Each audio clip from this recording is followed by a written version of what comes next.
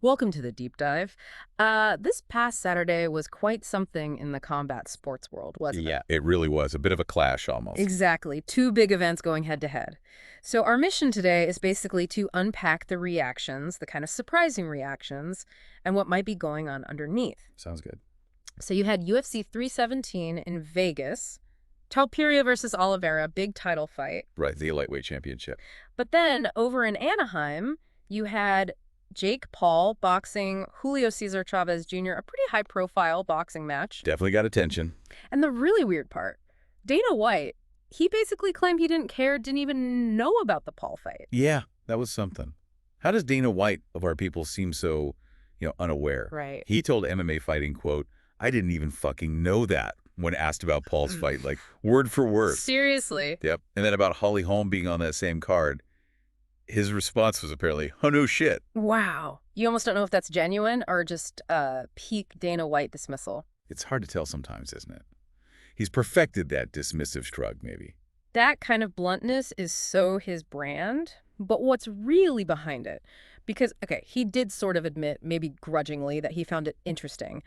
Paul was fighting a legitimate opponent in Chavez Jr. Ah, the legitimate opponent line. Yeah. So what's the angle there? Is he trying to big up Paul, or is it a sly dig at Chavez Jr.'s current level? Well, it's kind of smart, in a way. Chavez Jr. obviously has the name, the legacy, huge name. Of course. But you got to have the context right. He's 39 now, and his recent record, well, it's 2-1 in his last 3 fights, going back to 2021. Okay. And importantly, 2 of those were against MMA fighters. He beat Uriah Hall, but he lost a decision to Anderson Silva. Ah, okay. So maybe not peak boxing form against actual boxers lately. Exactly. So calling him legitimate, it leverages the name recognition, makes Paul look good if he wins against a name, but maybe doesn't actually rate Chavez Jr. as a top threat right now. So it's like a backhanded compliment. It legitimizes the opponent for Paul's sake, but not necessarily Paul as a boxer yet. Classic Dana. Pretty much sounds like it. Okay, speaking of fighters making moves, Holly Holm, former UFC champ back in boxing after, what, 12 years? Over 12 years, yeah. And signed with Jake Paul's MVP, Most Valuable Promotions. That's a huge story in itself. What's the deal there? Well, it's pretty telling, I think. She actually got her release from the UFC, just asked for it, even though she apparently had fights left on her contract. Really? They just let her go? Seems like it. She wanted to be a free agent. And remember, before MVP, she was briefly linked with that Global Fight League, the GFL. Yeah, vaguely. The one that didn't quite get off the ground. Exactly. It kind of crashed and burned, as they say, before any events happen. Yeah. But the key thing with Holly is her boxing background. It's immense. Right, she wasn't just dabbling. No way. She's a boxing Hall of Famer. Record is like 33-2-3, multiple world titles. She's the real deal in boxing. Her moving back, and specifically with MVP, says a lot about fighters wanting, control over their own path.